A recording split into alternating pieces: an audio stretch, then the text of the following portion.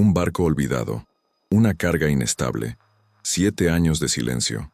En 2020, Beirut quedó devastada por una de las mayores explosiones no nucleares de la historia. Moderno. Pero lo que pocos saben es que este desastre comenzó mucho antes. Una decisión banal, la detención de un barco endeudado, inició una secuencia de omisiones que revelaron el colapso de todo un estado. Y el resultado no fue solo la destrucción de una ciudad, fue un retrato brutal de lo que sucede cuando las autoridades públicas se niegan a actuar. Cómo un simple fertilizante se convirtió en un arma de destrucción masiva. ¿Quién sabía del riesgo y por qué nadie hizo nada? Y lo más importante, ¿qué impide que una tragedia como esta vuelva a ocurrir en cualquier lugar? ¿Lugar en el mundo? Antes de responder debemos retroceder en el tiempo, porque lo que explotó en Beirut fue mucho más que un almacén. Como empezó todo, esta es la nave Rosus, un buque mercante matriculado en Moldavia, construido en 1986, que zarpó de Batumi, en Georgia, rumbo a Beira, en Mozambique, con 2.750 toneladas de nitrato de amonio, un compuesto químico utilizado como fertilizante, pero también conocido por su potencial explosivo. El Rosus nunca llegaría a su destino. Durante la travesía, en 2013, el barco hizo una escala técnica en el puerto de Beirut. El plan era embarcar carga adicional para cubrir los gastos de viaje, pero el barco tuvo problemas mecánicos y, ante deudas impagas, acabó siendo detenido por la policía. Autoridades libanesas. El capitán y parte de la tripulación quedaron atrapados a bordo durante meses, sin poder abandonar el barco. Finalmente fueron liberados, pero los cargos persistieron. Las 2.750 toneladas de nitrato de amonio fueron trasladadas al hangar 12, un almacén en el puerto. Improvisadas, mal ventiladas y sin medidas de seguridad, el lugar se ha convertido en una bomba de tiempo al borde del Mediterráneo. A partir de entonces comenzó una cadena de negligencias. Varios informes y cartas oficiales advirtieron del peligro de ese almacenamiento. Aduanas, Ejército, Ministerio de Transporte, Ministerio de Justicia, incluso la Presidencia de República, todos fueron informados. Y todos lo ignoraron. Las solicitudes para retirar la carga se repitieron año tras año. En 2014, un informe solicitud interna, venta inmediata del salitre o su traslado a lugar seguro. En 2016, otro documento reiteró el riesgo de una catástrofe en el puerto si la sustancia explotó. No se tomó ninguna medida. Detrás de esta omisión había algo más profundo: el sistema político libanés. Desde el fin de la guerra civil en 1990, el país ha operado bajo un modelo de poder compartido entre facciones sectarias. El puerto de Beirut, una de las principales fuentes de ingresos del gobierno, se convirtió en el territorio de influencia de las élites políticas y milicias, donde las decisiones dependían de alianzas y favores, no de leyes. Documentos e investigaciones posteriores demostraron que el puerto estaba controlado por una red de intereses. Cada zona, cada terminal, cada aduana tenía un protector político. Esta fragmentación transformó la gestión portuaria en un laberinto burocrático en el que nadie podía actuar sin el permiso de todos y, por tanto, nadie actuó. Mientras tanto, el cargamento de Rosus seguía olvidado. Nitrato de amonio, envasado en bolsas rotas, expuestas a la humedad y contaminadas por combustibles y productos químicos. Cerca, se deterioró lentamente.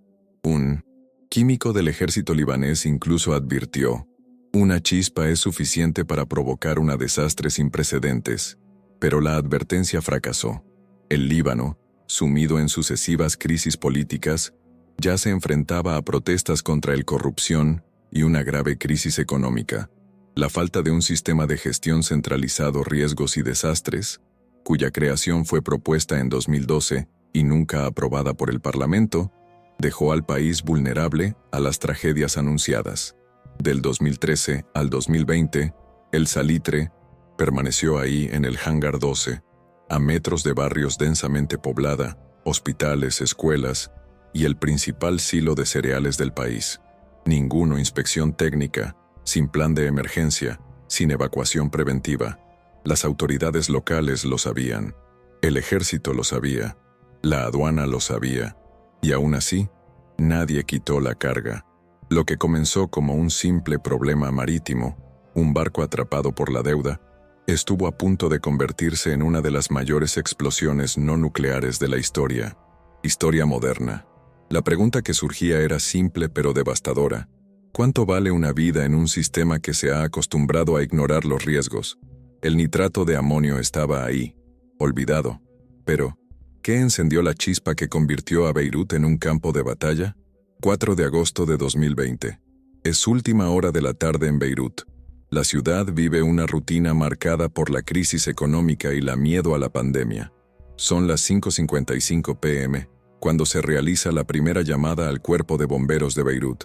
Se había iniciado un incendio en un almacén del puerto. Los bomberos llegan al lugar sin saber a qué se enfrentarían. El fuego parecía pequeño y controlable, pero dentro del hangar 12, lo que ardía no madera sin papel. Eran fuegos artificiales almacenados junto a toneladas de nitrato. Amonio, una combinación explosiva. Cuando los bomberos se acercan, los espectadores comienzan a filmar el incendio. Las llamas, de color naranja, crecen. Pequeñas explosiones ocurren en secuencia. El sonido es similar a los fuegos artificiales. Nadie imagina que están a segundos de uno de los más grandes tragedias de la historia moderna. A las 18:07 horas, una intensa luz blanca aparece en el horizonte. Entonces una onda de choque atraviesa la ciudad. El aire se comprime, y por un breve momento, el mundo entero parece detenerse. La explosión es tan fuerte que la señal sísmica registrada equivale a un terremoto masivo. Magnitud 3,3. El sonido se escucha incluso en la isla de Chipre, a más de 200 kilómetros de distancia. Se eleva una nube en forma de hongo, típica de las explosiones nucleares sobre Beirut. En el epicentro todo es polvo, fuego y destrucción. Lo que queda del puerto es un escenario de guerra. 218 muertos, 6.500 heridos, 300.000 personas sin hogar. La ola de presión destruyó 77.000 apartamentos y dañó 10.000 edificios en un radio de 3 kilómetros. Los vidrios rotos se extendieron por millas y cortaron a cualquiera estaba en las calles. En el Hospital St. George, una de las instituciones médicas más grandes del país, el techo se derrumbó sobre pacientes y enfermeras. Otros 3 hospitales, Wardy, Karantina y Risk, quedaron completamente inoperativo, reduciendo instantáneamente 500 camas de hospital. Se destruyó la mayor reserva nacional de medicamentos y se destruyeron 17 contenedores Se perdieron suministros médicos ubicados en el puerto. Cientos de profesionales sanitarios resultaron heridos o murieron en las horas siguientes. Sin coordinación, entre ambulancias y hospitales, las víctimas empezaron a llegar por sus propios medios. Muchos heridos menores llegaron temprano, mientras que los casos más graves se retrasaron. Para ser atendido, las morgues se llenaron en cuestión de minutos y el ejército se vio obligado a improvisar el almacenamiento de cadáveres. Las lesiones eran típicas de explosiones de alto nivel, traumatismo cráneoencefálico, laceraciones, heridas de metralla, quemaduras químicas y lesiones oculares. Muchos pacientes llegaron inconscientes y sin identificación, y decenas murieron antes de ser reconocido. Cuando el polvo empezó a asentarse, surgió un nuevo problema. El aire estaba contaminado. La explosión liberó óxidos de nitrógeno, responsables de la nube roja que cubrió Beirut tras el impacto. Estudios posteriores demostraron que el desastre generó alrededor de 800.000 toneladas de escombros tóxicos, esparcidos por barrios enteros. El polvo contenía amoníaco, metales pesados y sustancias cancerígenas que se mezclaron con el suelo y el agua. El silo de cereales del puerto, que almacenaba las principales existencias de trigo del país, fue destruido. Esto provocó una crisis alimentaria inmediata, ya que el Líbano dependía en gran medida de las importaciones a través del puerto. La infraestructura energética y sanitaria también se vio afectada.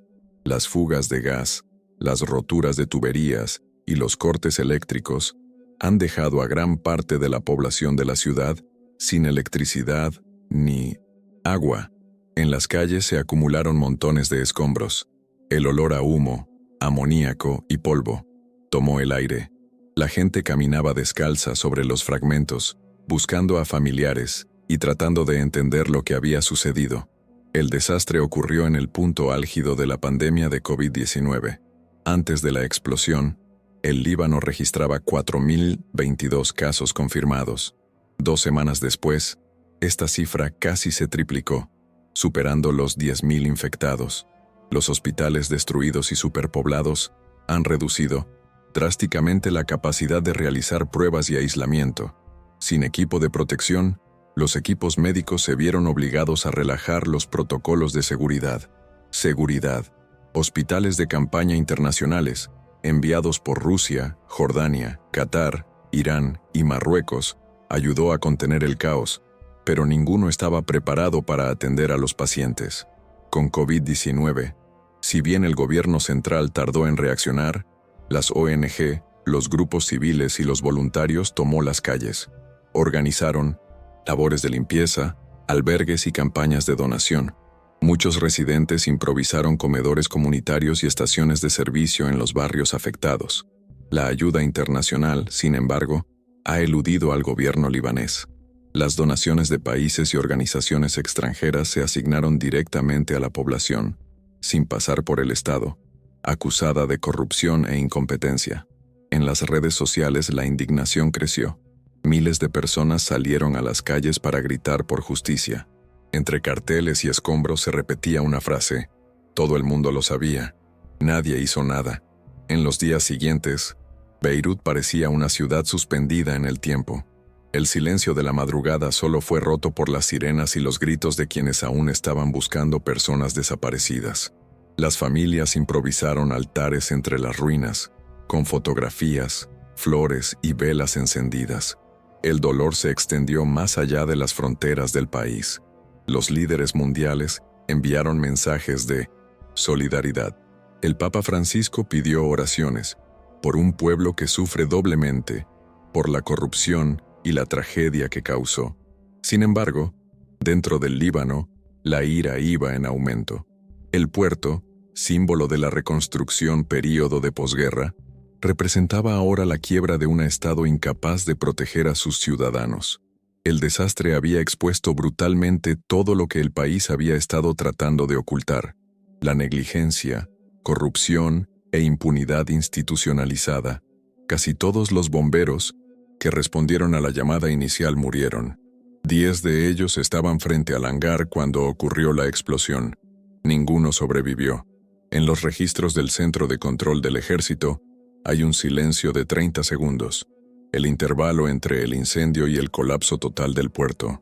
30 segundos que separaron la vida cotidiana de una capital y el inicio de un trauma nacional. Esa noche, Beirut experimentó lo que parecía el fin del mundo. Y para muchos así fue.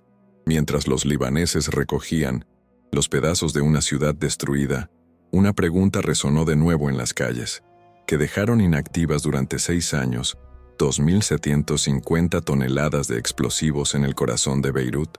¿Y por qué? La respuesta revelaría todo un sistema podrido desde dentro. Gobernanza fallida y corrupción. El puerto de Beirut siempre ha sido un espejo del Líbano, fragmentado, politizado y dominado por intereses sectarios. Desde el final de la guerra civil, cada sector de la administración pública libanesa se ha dividido entre grupos religiosos y partidos políticos, en un delicado sistema de poder compartido. En la práctica, esto transformó el puerto en un territorio de élites, donde las decisiones técnicas dependían de las lealtades políticas. Esta estructura ha erosionado los cimientos de la gobernanza. Las aduanas, por ejemplo, operaban bajo 2 autoridades distintas, ambas en competencia para el control y los recursos. Cada ministerio tenía poder sobre una parte diferente del puerto, y no había coordinación eficaz entre ellos. Resultado, un impasse institucional que transformó cada decisión en un campo de batalla política. Entre 2014 y 2020, se presentaron repetidas solicitudes de eliminación de nitrato de amonio a tribunales y ministerios. Ninguno fue atendido. El exdirector de aduanas, Badri Daher, envió 6 cartas oficiales advirtiendo sobre el peligro de la carga. En uno de ellos pedía permiso para vender o exportar la sustancia inmediatamente. La respuesta fue el silencio.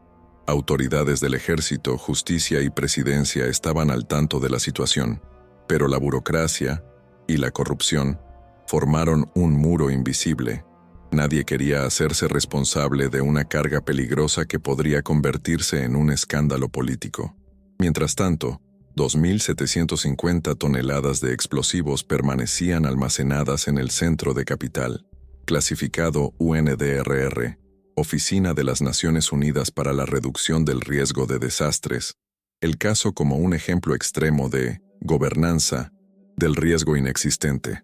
En un comunicado, Mami Misutori, jefa de la oficina, dijo: "Cuando no hay suficiente gobernanza del riesgo, la probabilidad de que ocurra un evento aumentos catastróficos. Beirut es un crudo recordatorio de que los desastres no espera para golpearnos.